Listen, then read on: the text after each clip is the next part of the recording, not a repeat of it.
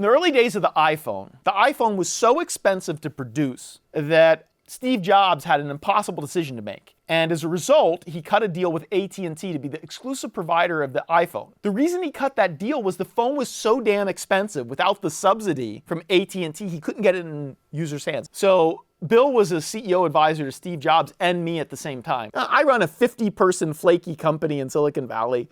Steve Jobs runs the most important company maybe in the world. Paul, I'd like your opinion on something.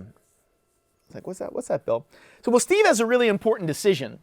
He has an opportunity to now rip up his exclusivity with AT&T and be able to have the iPhone go on all of the networks. What would you do? I remember looking behind myself going, are you talking to me, Bill? What would you do? Paul, you're a smart guy. You're a CEOi coach. What would you do? What's your framework? I can't quite remember the answer I gave him. I'm sure it was some mealy-mouthed, trying to be smart answer, blah, blah, blah, blah, blah. I saw Bill a week or two later in my one-on-one. So, Bill, what did Steve decide to do? Well, Steve hasn't made up his mind yet, but I told him what you thought. I'm just sitting there laughing.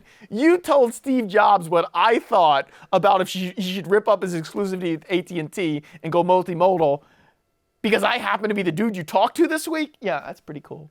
But that's the beauty of a one-on-one, and that's the beauty of a Socratic one-on-one, because each person teaches the other person, and the CEO coach themselves gets better as the result of the knowledge base that's been created. The mentorship is paid forward.